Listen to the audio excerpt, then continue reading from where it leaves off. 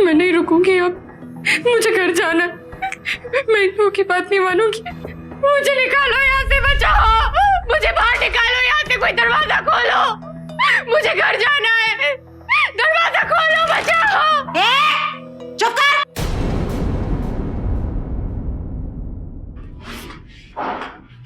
क्या मच लगा के रखी है तूने?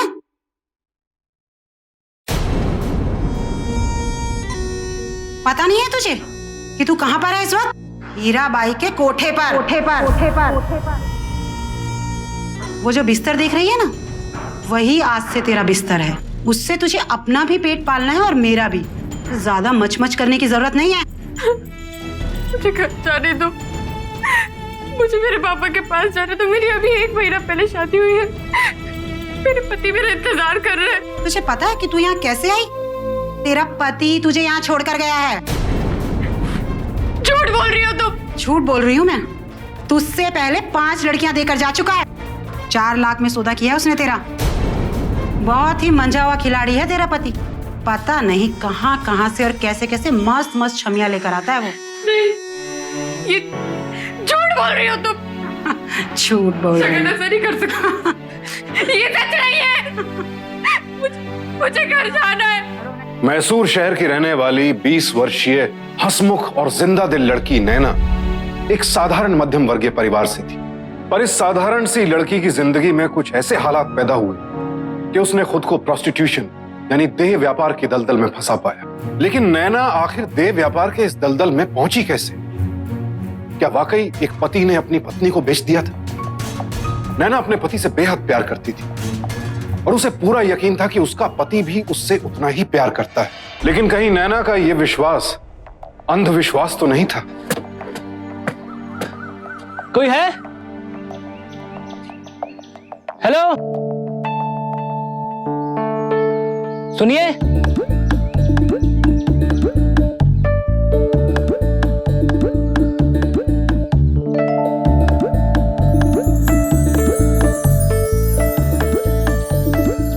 मैं जगन, आपका किराएदार। क्या? आपका किराएदार। ओह, तो तुम यहाँ क्यों आ गए? कमरा तो नीचे वाले फ्लोर पर है। चाबी लाए हो कि नहीं? हाँ, चाबी है।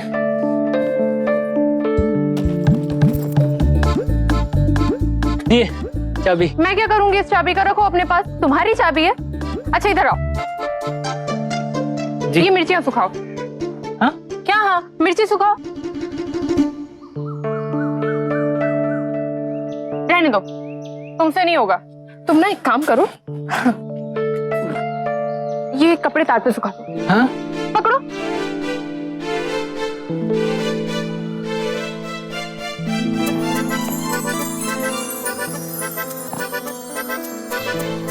हाथ तो धुले ना तुम्हारे? हाँ जी, हाथ तो साफ है। वैसे पापा बता रहे थे तुम बेलगांव के रहने वाले हो? जी, बेलगांव नहीं, बेलगांव। हाँ, मतलब वही। कपड़े सुखाओ। हाँ। सही से सुखाओ ना, थोड़ा इधर कर दो, इधर करो इसको। हाँ, वैसे सुना है तुम पढ़ाई के लिए यहाँ पे आए हो? जी हाँ, आया तो पढ़ाई करनी था। वेरी गुड, जल्दी करो। अच्छा एक काम करो, तुम कपड़े छोड़ दो, इधर आओ। जी। ये चक्की उठा के अंदर रखो। ये? हाँ ये। सही से गिराना मत। जी। वो थोड़ी भारी है। मैं इसे नीचे से ऊपर लेकर आई हूँ और तुमसे उठा के वहां नहीं रखी जा रही है। उठाओ। हट्टे कट्टे दिखते हो तुमसे चक्की नहीं उठाई जा रही। नैना, ये क्या कर रही हो तुम? माँ मैं कब से कह रही हूँ कि कमरा ऊपर नहीं, ये कमरा नीचे वाले फ्लोर पर है। सुन ही नहीं रहा है। और तुम्हें पता है ऊपर किराएदारों का आना मना है। समझाओ माँ इसे। सर वो उन्होंने कहा तो। अरे बेटा चिंता मत करो, मेरी बेटी ऐसी है, फिक्र मत करो। चलो। हमारी बेटी है ना, उसकी बातों को बुरा मत मानना। नहीं आंटी, मैं किसी बात का बुरा नहीं मानता। फिर तो तुम एकदम सही जगह पे आए हो। आओ तुम्हें कमरा दिखाता हूँ। चलो। अरे बेटा ये तो बहुत ही अच्छी खबर है। अरे जरा नैना को भी बताओ। हाँ, मैंने फर्स्ट ईयर का एग्जाम क्लियर कर लिया है। Very good. कुछ खरीदोगे? बिस्किट। तुम्हें पता है मैंने कॉलेज पास कर लिया है। Very good. कुछ खरीदोगे? बिस्किट। अंकल जी, मेरी नौकरी लग गई। रुको, मैं बिस्किट का पैकेट देती हूँ। ये आज मेरा प्रमोशन हो गया। अरे वाह, ये लो बिस्किट खाओ। मेरी सैलरी डबल हो गई है। अंकल जी, ये देखिए, मैंने नई बाइक खरीदी है। अरे वाह बेटा, शाबाश। कैसी लग रही है? बहुत अच्छी लगी। ये आपके लिए मिठाई। ये मैं सबको दे के आता हूँ। हाँ जी। कैसी लग रही है? आज बिस्कुट घर पर पहुंचा दिए। नैना, नैना, नैना, नैना। क्या है? तुम दुकान पे नहीं थी? हाँ, क्योंकि मैं आऊँ तो। वो तुमसे बात करनी थी कुछ अकेले में। अकेले में? अच्छा चलो, आप लोग चलो, इनसे जरा मैं अकेले में बात कर लूँ। ठीक है, आओ बात करते हैं अकेले में। हाँ? हाँ। बैठो, बोलो। हाँ, सोलापुर में ना मेरी जॉब लग गई है। Very good. तो माँ बाप कह रहे थे कि मेरी उम्र ना शादी की हो गई है। हाँ, वो तो हो गई है। तो वो कह रहे थे कि मुझे जल्दी शादी कर लेनी चाहिए। हाँ तो कर लो ना, किसने रोका है? मुझे भी ऐसा लगता है कि मुझे शादी कर लेनी चाहिए। हम दोनों एक दूसरे को 2 साल से जान रहे हैं, हम रोज मिल रहे हैं। तो मेरी ये सैंडल देख रहे हो? अभी तक इसका उद्घाटन भी नहीं हुआ है, और ये सैंडल मुझे और मैं इसे पिछले 6 सालों से जानती हूँ। तुम्हें हर बात मजाक लगती है ना? मैं इतना सीरियसली बोल रहा हूँ, कुछ मेरी भी फीलिंग होती है, तो सुन तो लिया करो। हाँ तो बोलो ना। क्या बोलूं, तुम समझते नहीं हो मेरे बात तो को। तुम समझाओ ना। समझाना क्या है, इतनी सी बात है कि आई लव यू। बस यही कहना था कि आई लव यू। इतनी सी बात बोलने के लिए तुमने 2 साल और 250 बिस्किट के पैकेट खा चुके हो।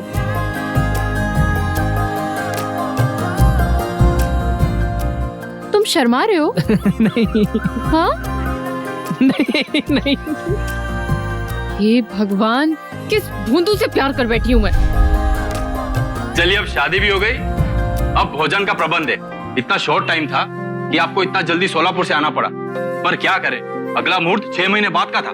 अरे हमारे लिए सबसे बड़ी खुशी की बात है कि हमारा बेटा जगन और हमारी बहू नैना इस रिश्ते से खुश हैं। हमें और क्या चाहिए। पर मेरा तो आपसे यही आग्रह था कि आज रात आप लोग रुक जाते तो हमें सेवा का और अवसर मिलता। अंकल, दरअसल हमारा जाना बहुत जरूरी है, कल ही नौकरी ज्वाइन करनी है। बस 1 महीने की तो बात है। अरे आइए, खाना ठंडा हो रहा है। आइए आइए, आओ बेटा। बिस्किट नहीं खिलाओगी आज?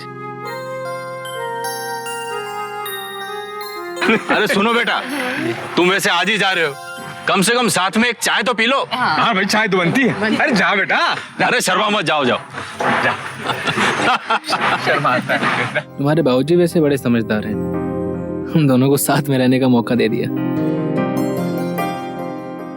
भैया 2 चाय देना।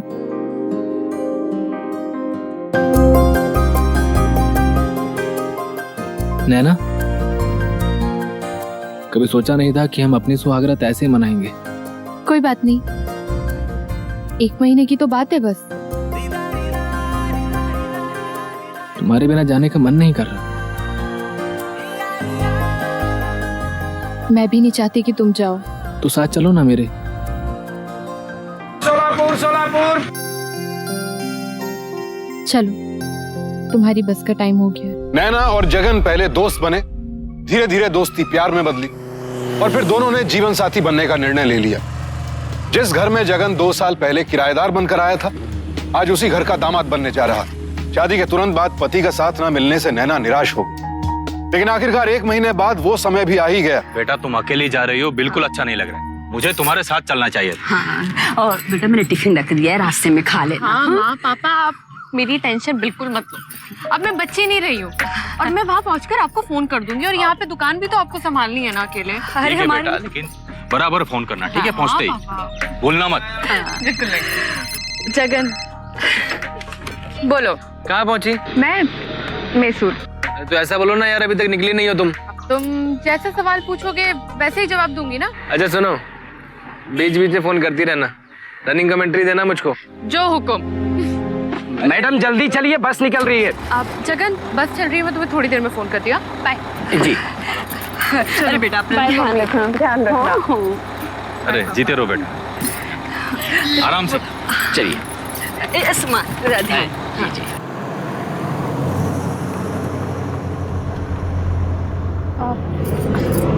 अंकल आंटी, शायद आप लोग गलती से मेरी सीट पर बैठ गए। ये मेरी सीट है। मैडम आइए ना, आप इधर बैठ जाइए। आप नहीं, अरे कोई बात नहीं, आइए आइए। आइए आइए, मैं पीछे जाके बैठ जाता हूँ।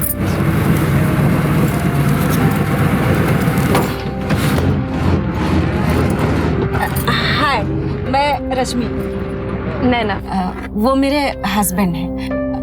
अच्छा, तुम तो एकदम नई नवेली दुल्हन हो। वैसे कौन है वो खुशनसीब? शायद तुम मिलने भी उसी से जा रही हो, है ना? जी अभी 1 महीना पहले शादी हुई है। सोलापुर में जॉब करते हैं, जगन नाम है उनका। अच्छा अच्छा। बहुत गर्मी है भाई, चलो आ जाओ। अच्छा सुनो, इतनी गर्मी है, क्या लोगी? कोल्ड ड्रिंक, लस्सी, जूस वूस कुछ? नहीं, आप लोग ऐसे ही तकलीफ कर रहे हैं, मैं ठीक हूँ। अरे इसमें तकलीफ की क्या बात है? हम एक रास्ते के मुसाफिर हैं, और वैसे भी मैं उम्र में तुमसे बड़ी हूँ, इसलिए ये मैं डिसाइड करूंगी कि क्या लेना है। तो कोल्ड ड्रिंक्स पक्का ना? 2 कोल्ड ड्रिंक लेके आइए ना प्लीज। आप हेलो जगन, मैं तुम्हें थोड़ी देर में फोन करती हूँ। अरे बात कर लो, वो भी बेचारे उधर तड़प रहे होंगे ना। कर लो। हाँ बोलो।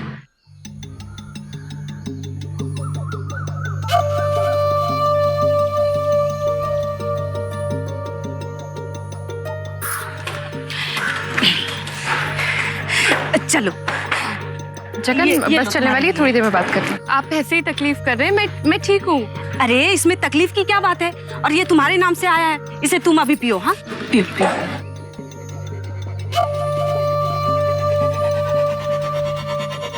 चलिए जल्दी चलिए। ये अभी जो बचा है ना, इसको बस के अंदर पी लेना, अपने साथ ले लो। चलो भाई, बहुत गर्मी है, चलो।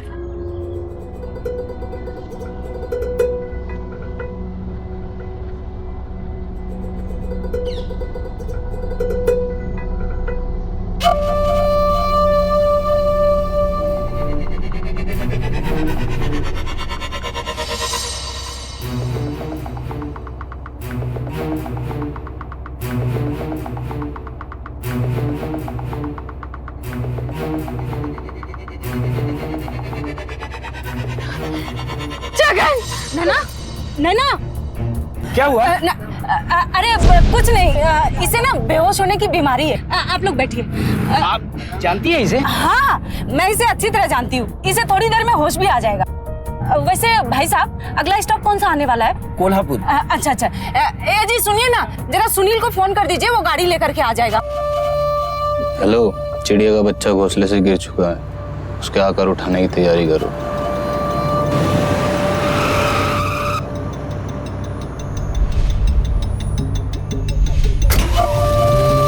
सफर के दौरान हमें हमेशा सतर्क रहना चाहिए। सफर में अक्सर हमारा परिचय नए लोगों से होता है, और जाने अनजाने इस कुछ पलों की पहचान को हम दोस्ती मान बैठते हैं, और इन अनजान लोगों के हाथ से खाने पीने का सामान स्वीकार कर लेते हैं। यूं थोड़ी सी जान पहचान से किसी पर भरोसा करना कई बार घातक सिद्ध हो सकता है, और यही हुआ नैना के साथ। लेकिन आखिर ये रश्मि और रमेश थे कौन, और वो नैना को बेहोश करके कहां ले जा रहे थे? उनकी मंशा क्या थी? उधर जगन पुणे में बेसब्री से अपनी पत्नी का इंतजार कर रहा था।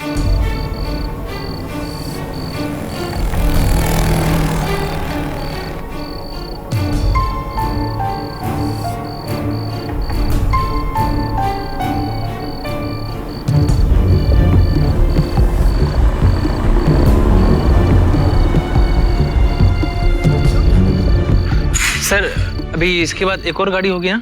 भाई साहब, आज की आखिरी बस यही थी, अगली बस कल सुबह ही मिलेगी आपको। सर, रास्ते में कोई बस खराब तो नहीं होगी या किसी का एक्सीडेंट तो नहीं हो गया ना? अगर एक्सीडेंट हुआ होता तो अभी तक कई लोगों की भीड़ जमा हो जाती है यहाँ पर। सभी बसें टाइम से आई हैं, अब कोई बस नहीं। हाँ जगन, तुम्हारी नैना सही सलामत पहुंच गई ना? नहीं बाबूजी, नैना तो अभी तक नहीं पहुंची यहाँ पर। अरे ये क्या कह रहे हो तुम? मतलब वो किसी भी बस में नहीं आई? नहीं, आपने अपनी आंखों के सामने चढ़ाया था ना उसको बस पे। अरे हाँ बेटा, वो मेरे सामने ही बस में चढ़ी थी और मैंने उसे अपने हाथों से बस में बिठाया था। बाबूजी, कहीं कुछ गड़बड़ तो नहीं हो गया?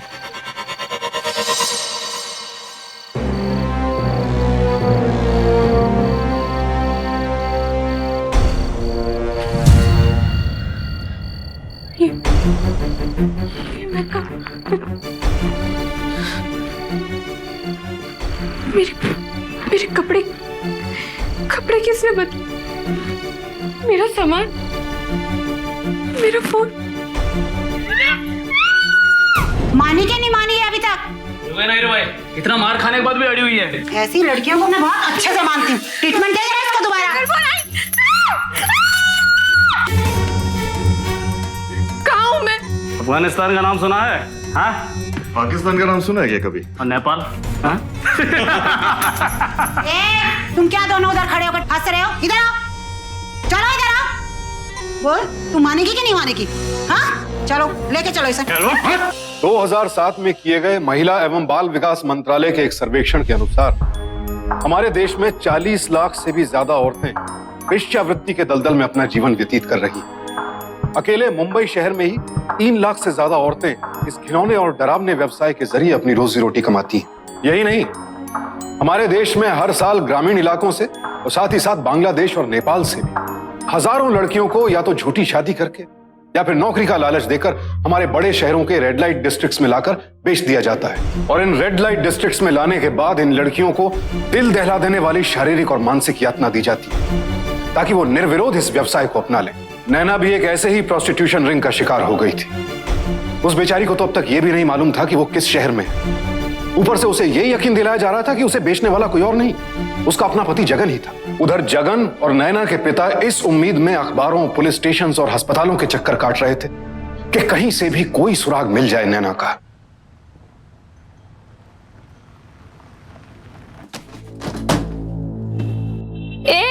तू चाय वाय लेगी कि नहीं? यूं ही पड़ी रहेगी?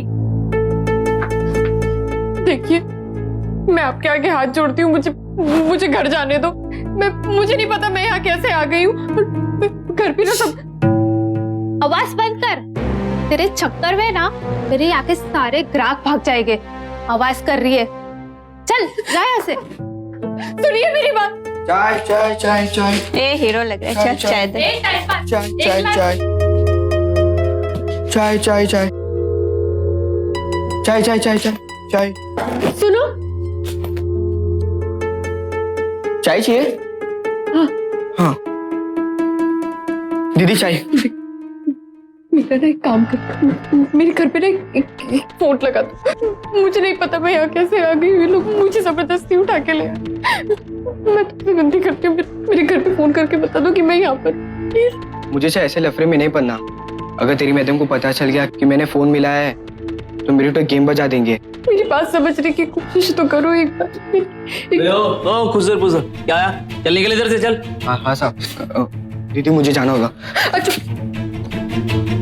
मुझे कम से कम ये तो बता दो कि मैं हूँ कहाँ पर? मुंबई इलाके में, लाल मंडी के इलाके में।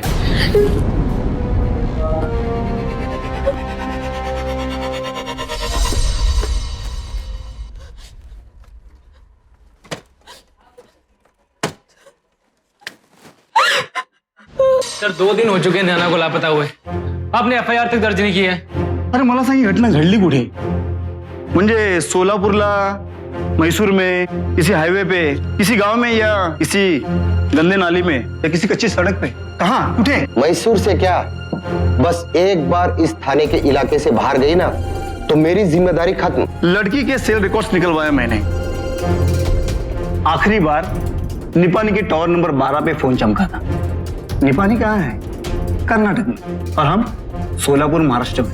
कुछ बात समझ में आई? लड़की शायद शादी से नाखुश होगी, कोई पुराना बॉयफ्रेंड होगा, उसके साथ भाग गई होगी। आप लोगों ने घर पे चेक किया सामान, जेवर, कपड़े, पैसे वगैरह सब कुछ लेके तो नहीं भागी? आणि जर काही किडनॅपिंगची केस असेल, यानी कि अगर किडनैपिंग की केस हुई तो फिरौती की रकम मांगने के लिए अभी तो कोई फोन क्यों नहीं आया? और समझ लो कि वो मर गई हो, मतलब समझ लो कि वो मर गई हो तो उसकी डेड बॉडी मिलने की कोई खबर भी तो नहीं आई। तो एक काम करना, तू जा, कुछ पता लगेगा ना मैं तुझे बता दूं। हाँ? तेरा कांटेक्ट नंबर मेरे पास है ना? हाँ? तू जा, ठीक है, जा।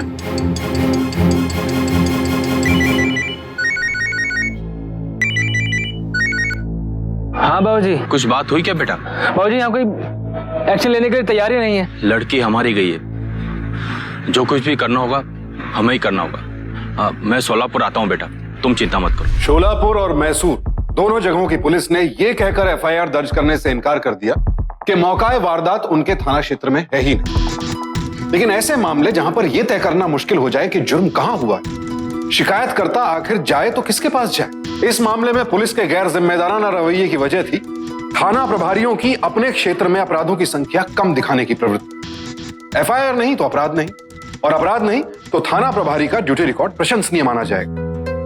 हमारे देश में ज्यादातर पुलिसकर्मी अपना काम पूरी ईमानदारी से करते हैं, लेकिन कुछ गिने चुने गैर जिम्मेदार पुलिस वाले हैं जिनकी वजह से आम जनता को परेशानी का सामना करना पड़ता है। जगन और नैना के पिता पर मुसीबतों का पहाड़ टूट पड़ा था, लेकिन फिर भी पुलिस का रवैया उनके प्रति नकारात्मक ही रहा। आइटम को समझा, धंधा ज्वाइन कर ले, सारी कड़की एक बार में दूर हो जाएगी। ये आवाज मुझे यहाँ बंद करके रखा हुआ है। क्या कर रही है? बे, इसको पकड़ते रख। छोड़ो मुझे। देख महारानी, मान जा, वरना हीरा भाई तेरा ऐसा हाल करेगी ना कि तू अपना ये चेहरा है ना दिखाने के कहीं लायक नहीं रहेगी। चल जा। सुनो मेरी बात, तुम खोलो।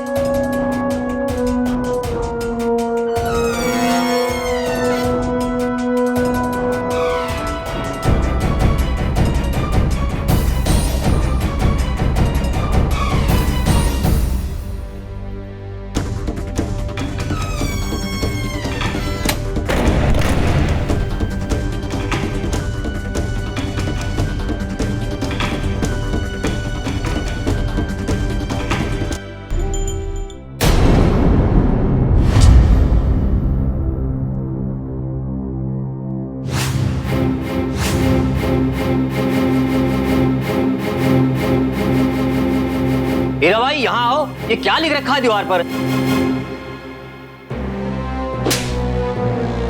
वैसे आइटम तो अच्छा है, कहां से लेकर आई, कितने में दोगी? हीरा भाई, मैं यहाँ झांपड़ खाने नहीं आया हूँ, काबू में रखना सीखो अपनी लड़कियों को, नहीं तो कोई नहीं आएगा यहाँ पे। लाखन रगा, जरा इधर तो आओ, इसे सबक सिखाओ जरा अच्छे से।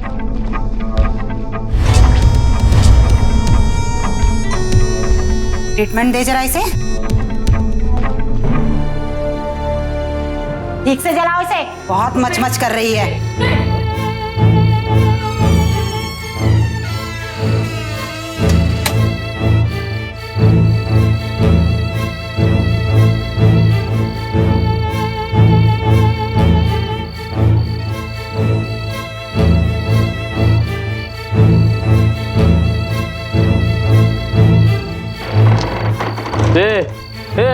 किधर जा रही है? मैं बाथरूम जा रही हूँ। सीधे जाके राइट में जा, जल्दी आ।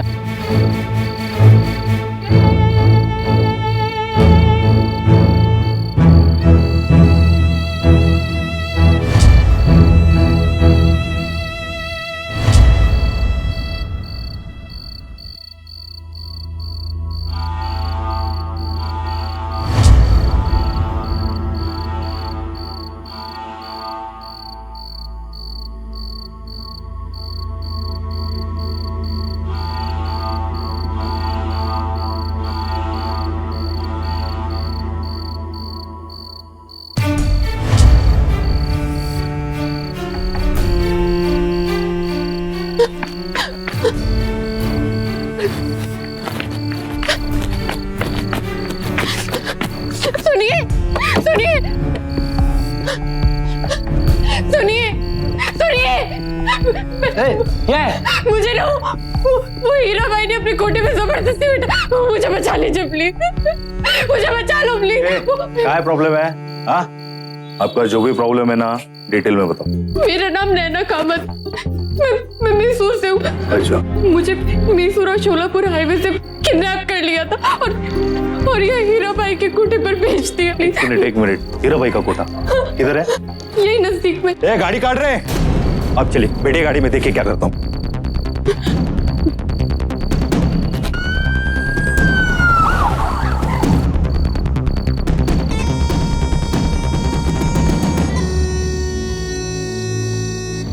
संभाल अपनी लड़कियों को। जाने दो ना साहब, गलती हो गई।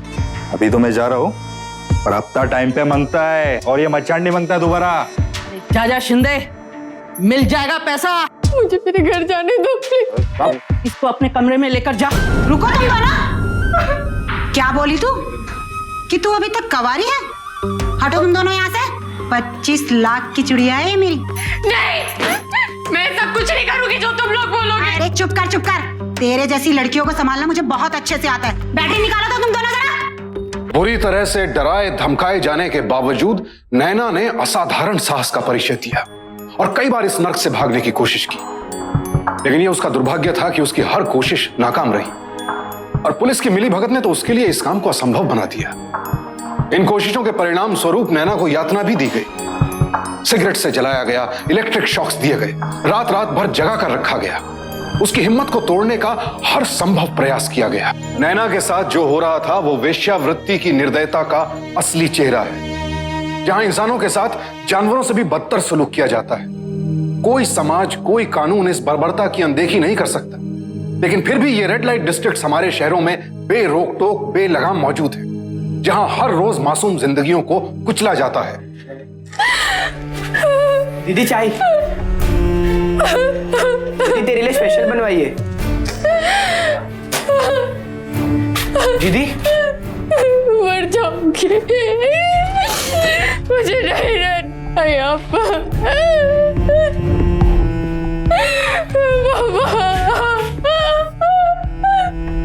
दीदी तेरी खिड़की के नीचे मेरी दुकान है, तो वहां से तू नंबर फेंक देना, मैं फोन कर लूंगा। अरे भाई साहब सुनिए, आपने देखा इसे? मेरी बेटी है भाई साहब। अरे इसे देखा है? मेरी बेटी है नैना।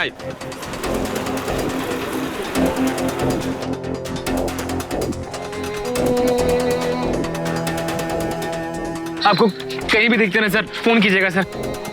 अरे भाई साहब सुनिए।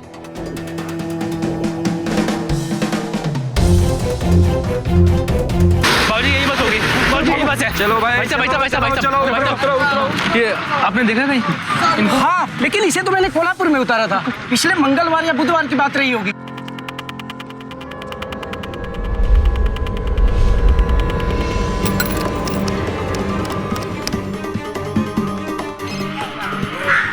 हेलो नैना दीदी मुंबई में, मुंबई के लाल इलाके में। आप कौन बोल रहे हैं? अरे सुनिए, अरे किसी लड़के का फोन था, कह रहा था कि नैना मुंबई में लाल मंडी इलाके में। बाबूजी तो रेड लाइट एरिया है। क्या बात कर? मेरी बात समझने की कोशिश करो, मैं उसका बाप हूँ।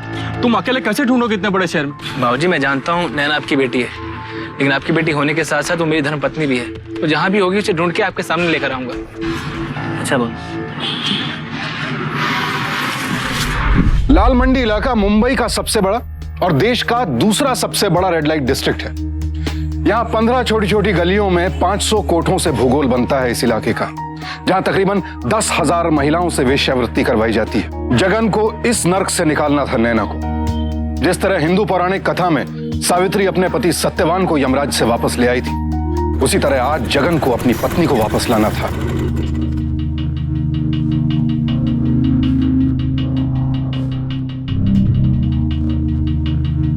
कोई बच्चा फोन पे कुछ भी बोलेगा तू मान लेगा? सर उसने नैना का नाम लिया था सर, उसी ने कहा कि मुंबई में लाल मंडी के इलाके में है। उठ वहां से। अपने आप साहब समझता है क्या? बिना पूछे बैठ गया। पूछना चाहिए तेरे को ना, हैं? सर मैं आपसे इतना ही कह रहा हूँ कि आप एक सर्च पार्टी ऑर्गेनाइज कीजिए। सर मेरा मन कहता है कि नैना यही है सर। 500 कोठे हैं वहां पे, कहाँ कहाँ ढूंढूं तेरी बीवी को? और कोई काम नहीं है क्या मेरे पास? अगर तुझे अपनी बीवी से इतना ही प्यार था तो रूम में लपेट कर रखना चाहिए था। क्यों खुला छोड़ दिया? साहब को आने दे, फिर सोचते हैं क्या करना है क्या।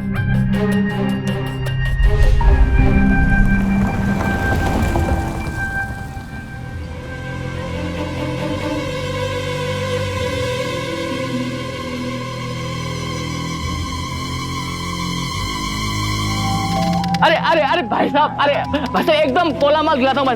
18, 20, 22 साल सबके लड़की। अरे भाई साहब मेरी बात सुनिए, अरे जाइए बैठिए, सब शर्म निकल जाइए, आइए।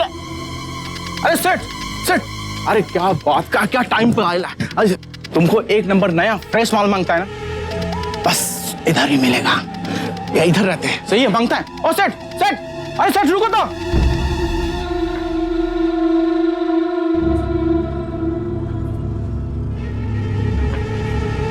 हीरो अंदर कैसे? हाँ पर्ची कटाएगा तूने? अरे वो नहीं ये नहीं, अंदर आने का तो पर्ची कटाने का। चल रहे बाहर, चल चल बाहर चल। यार ये चमेली, धंधे पे ध्यान देना जरा।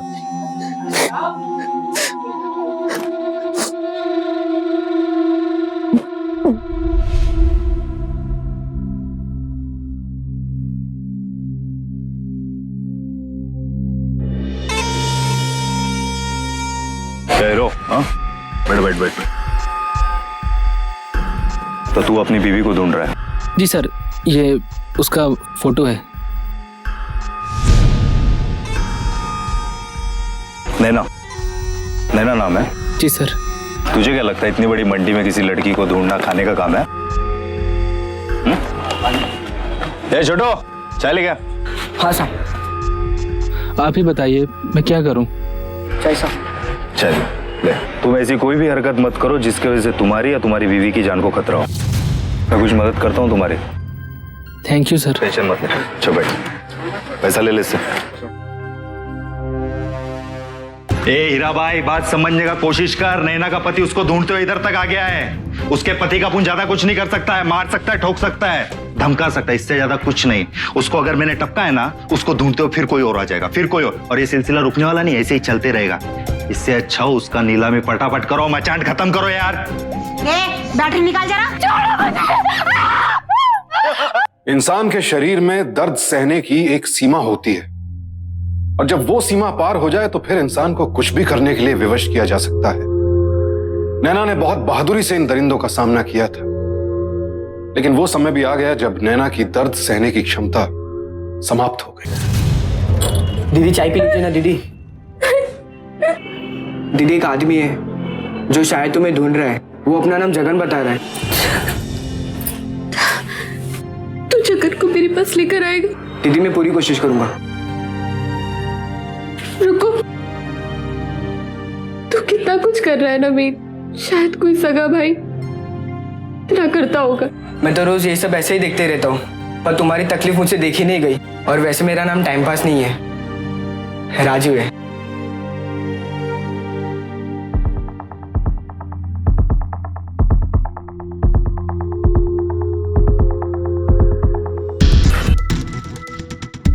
भाई साहब, ओ भाई साहब, आपके लिए स्पेशल चाय बनवाई है।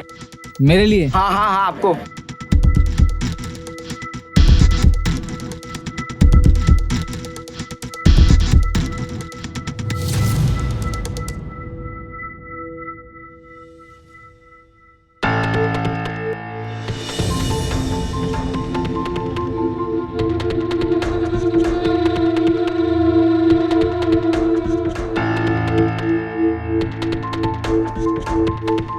अरे बाबा अभी कुछ नहीं हो सकता है, हमारा पूरा टीम है ना बंदोबस्त पे लगा है।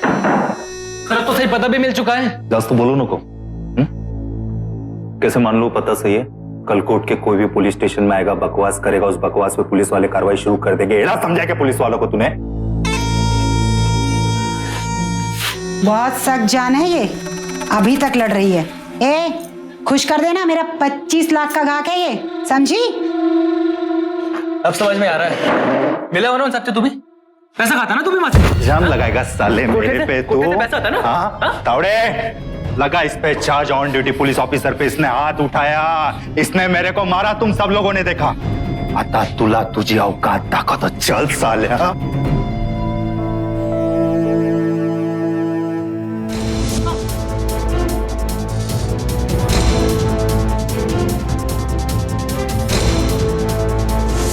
साले तूने जरा भी आवाज किया ना, तेरी बीवी की किडनैपिंग केस का चार्ज तेरे पे ठोक दूंगा और बची हुई जिंदगी ना फिर निकालना जेल में। बात समझ में आ रही तेरे? चल निकल निकाल, देख क्या रहा है? भैया भैया भाई, अरे भाग गया। मैं तो बोला उसको एक नंबर फ्रेश माल दिलाता हूँ, बहुत सुना नहीं। क्या पैसे?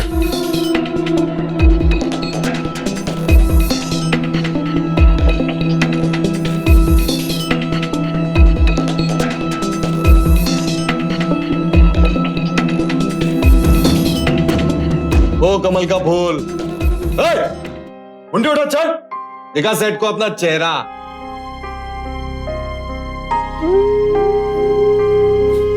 हाँ हाँ ये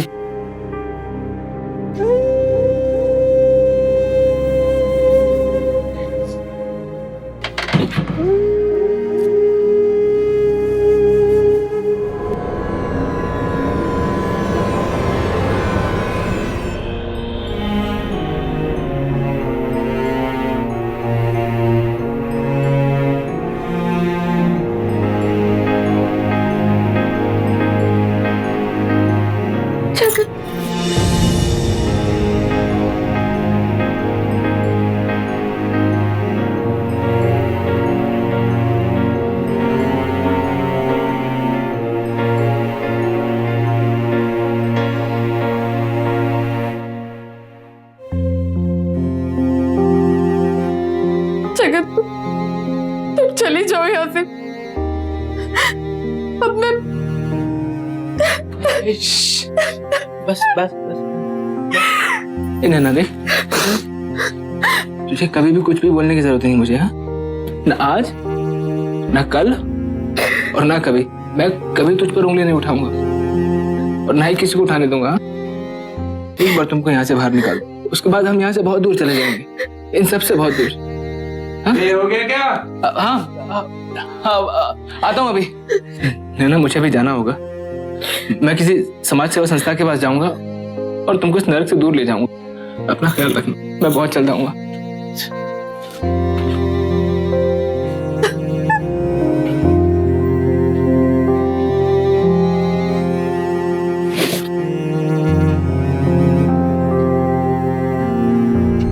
अगर आपके पुलिस डिपार्टमेंट ने जरा सी भी डील डॉल की ना, तो मैं मीडिया को बुलाऊंगी और शोर मचाऊंगी कि आप ही के डिपार्टमेंट का इंस्पेक्टर आपके लिए नहीं बल्कि लाल मंडी इलाके के कोठे के लिए काम करता है। आपकी बात खत्म होगी, बैठिए, बैठ जाइए। इस बार रेड को और लीड मैं करूंगा। रही बात इंस्पेक्टर शिंदे की, रेड के बाद हम उसे अरेस्ट कर लेंगे। पकड़ो इन सबको, पकड़ो, कोई बाहर नहीं जाना चाहिए। अरे कोई हिलेगा नहीं। सर नैना अंदर है सर। नैना नैना कहाँ है? मैम यही थी नैना। मुझे लगता है यहाँ जरूर कोई खुफिया कमरा है जहाँ नैना को छुपा कर रखा गया। लगता है 3rd डिग्री अपनाने पड़े। छोड़ दो मुझे। क्या कर रहे हो तुम लोग? छोड़ दो मुझे, मैं बताती हूँ। मैंने उसे छुपा के रखा है उधर। नैना जगत,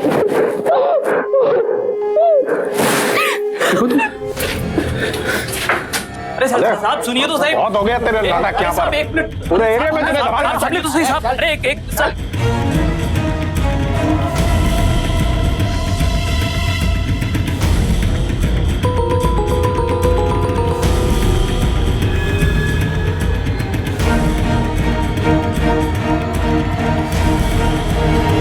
पूछताछ के दौरान हीराबाई ने पुलिस को रश्मि और रमेश के बारे में बताया, वही जोड़ा जिसने नैना को लाल मंडी में बेचा था। जल्द ही पुलिस ने उन दोनों को भी गिरफ्तार कर लिया।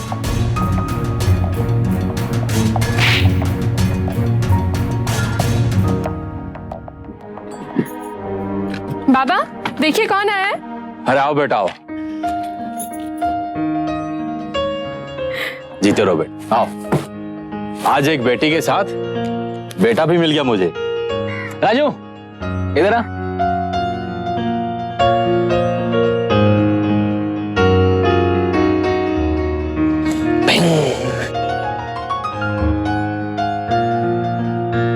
जगन को अपनी नैना मिल गई, राजू को भी एक नया परिवार मिल गया। लेकिन आज भी ना जाने कितनी नैनाएं वेश्यावृत्ति के इस दलदल में बेबसी और गुलामी की जिंदगी जीने को लाचार है।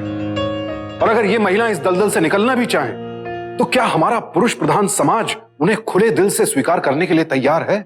हर आदमी जगन की तरह बहादुर नहीं होता।